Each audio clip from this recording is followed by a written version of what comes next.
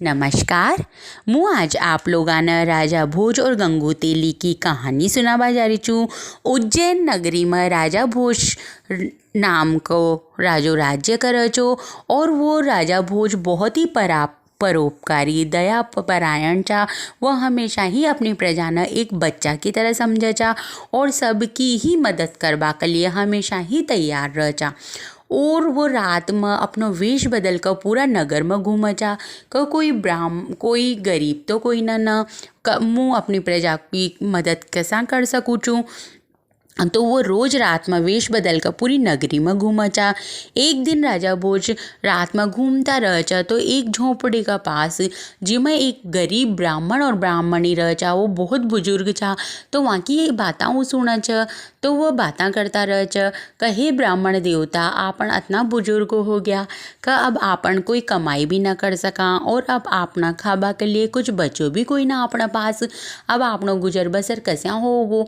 तब ब्राह्मणी सुखा च कि यहाँ का राजा जो मन वहाँ का बारे में बहुत सुन रखो च। खाल मुँह वहाँ का राज दरबार में जाऊँ छूँ और मदद कर लिए वहाँ से गुहार करूँ। हो सके च यहाँ का राजा च वो बहुत दयालु च, वो अपनी मदद कर दे। वहाँ दुनिया की ये बातें सुनकर राजा भोज अपना राजमहल में आ जाओ च।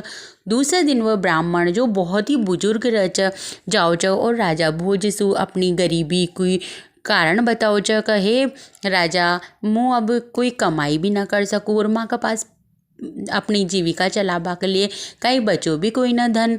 तो राजा भोज अपना सैनिका सुखा च कि जाओ सैनिकाओं या न ब्राह्मण देवता ने सोना और चांदी की दोनों की मिलाकर मोहरा दे दो। तो सैनिक वहाँ कताई सोना की और चांदी की मिलाकर मोहरा दे दे च। वहाँ कताई पाकर ब्राह्मण वहाँ की जय जयकार करते हुए अपना घर पाओ च।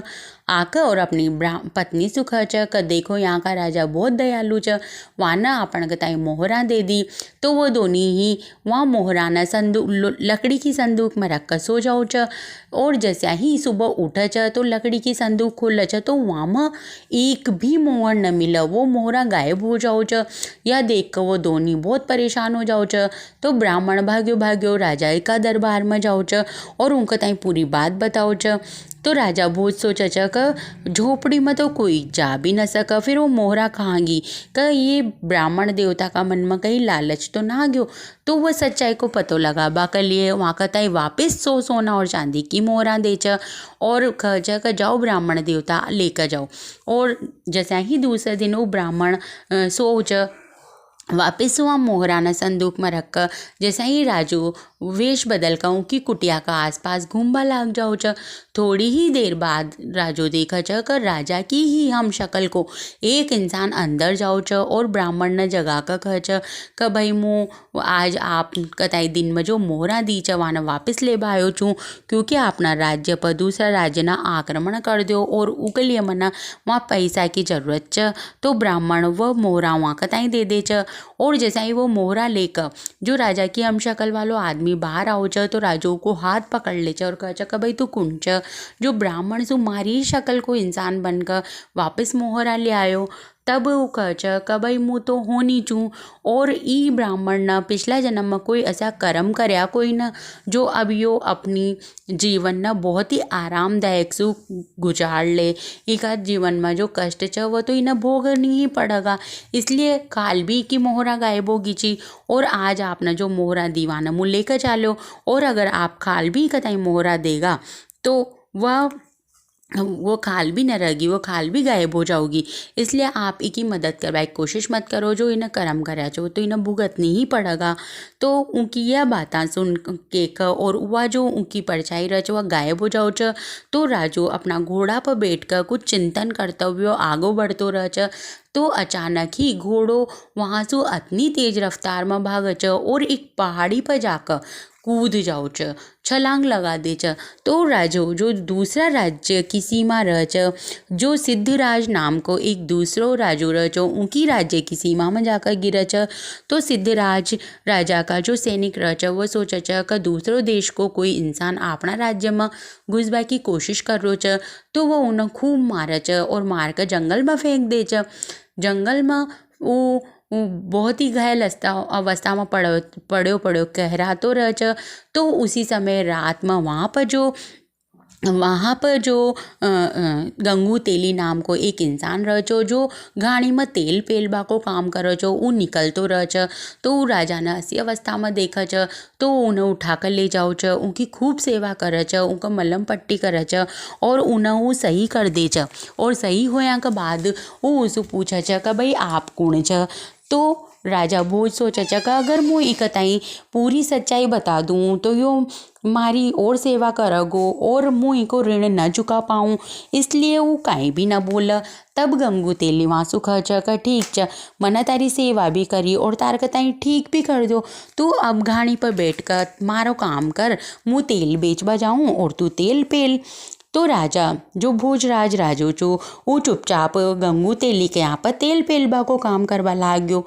तो और जो राजा भोज चा वहाँ का एक गायन बहुत ही पसंद चो, वो बहुत ही सुरीली आवाज़ में गाओ चा।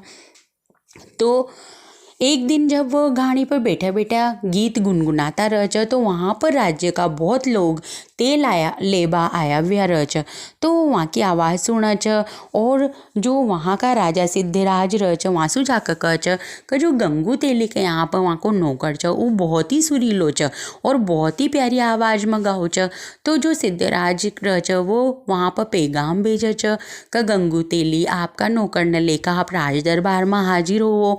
तो गंगू तेली अपना जो वहाँ को सेवक रह वहाँ ने लेकर जाओ और वहाँ पर जो प्रतियोगिता हो उमा वहाँ गाबा के लिए कह जैसे ही राजा भोज वहाँ पर गायन प्रस्तुत कर तो वहाँ की जो बेटी रह वसुंधरा उन्हें वो बहुत ही अच्छा लागे और वह वहाँ पर मोहित हो जाओ और वह राज दरबार में खेच कि भाई मुँह तो शादी करूँ हूँ तो यहाँ से ही करूँ वरना ना करूँ। तो वहाँ की बात सुनकर जो वहाँ का राजा रचा सिद्धराज वो खड़ा हो जाओ और कह पुत्री तू या काई खेरी तू एक नौकर सु कसा शादी कर सक। तो वह कह कि नहीं पिताजी, अगर मैं कोई सु शादी करूँ तो मैं यही इंसान सु शादी करूँ।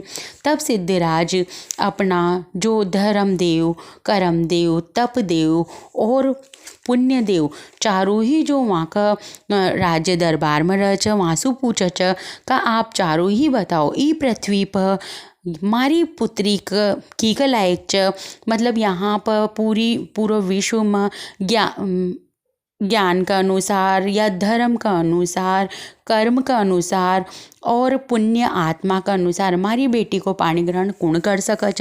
जब चारों एक ही स्वर में कह कि यहाँ पास में ही जो राजा छ उज्जैन का राजा भोज वही आपकी पुत्री का लायक छ और कोई भी पुत्री आपकी पुत्री का लायक कोई न। तब वहाँ की बातें सुनकर महाराज वो जो युवक भोजराज था वहाँ सु खर्चा का अब मुँह आप ही बताओ जो भोजराज ही हमारी पुत्री का लायक छ और इन्हें तो आपका ताई पसंद कर लो। तब भोजराज अपनी चुप्पी तोड़ा छ और खर्चा का न कोई भोजराज न कोई और ई का लायक छ। सबसे बड़ी तो होनी और भाग्य छ, जो होनी न होनी रह छ वो हो गई रह छ और जो भाग्य में लिखे हुए छ वह कर्म इंसान न भोगनी ही पड़ा छ। आज आप जे इंसान न अतनो सुना रहा छ और जिन्हें आपकी पुत्री का लायक न समझ रहा, आज होनी या छ क मोही राजा भोज चूँ और मारा कर्म का अनुसार मोही मारो घोड़ो पहाड़ पर से कूद गयो तो आपका सैनिकाना मारता है खूब मार्यो। वो तो भलो हो गंगू तेली को जो उन्हें मारी खूब सेवा करी, लेकिन मना को ऋण चुकानो छो इसलिए मना ये कहता है अपनो परिचय न दो और मुँह आपका राज दरबार में इस तरीका से यहाँ पहुँचो और आज हमारा भाग्य में आपकी पुत्री लिखी हुई थी इसलिए वाना मारता पसंद करो और मुँह ही उज्जैन को राजा भोज चूँ। यह सब उनकी बातें सुनकर और सारो राज दरबार खड़ो हो जाओ छो और वहाँ की जय जयकार करवा लाग जाओ छ। और जो वहाँ का राजा सिद्धराज छ वो बड़ी ही धूमधाम सु अपनी बेटी को विवाह राजा भोज के साथ कर छ।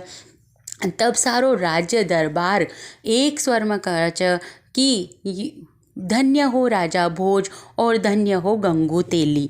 और राजा भोज गंगू तेली और अपनी पत्नी वसुंधरा ने लेकर अपना राज्य में आओ छ और वहाँ की जय जयकार हो छ। यही राजा भोज और गंगू तेली की कहानी थी। अगर यह कहानी आप लोगों ने पसंद आई हो तो ई कहानी ने लाइक शेयर और सब्सक्राइब जरूर कर दें। धन्यवाद।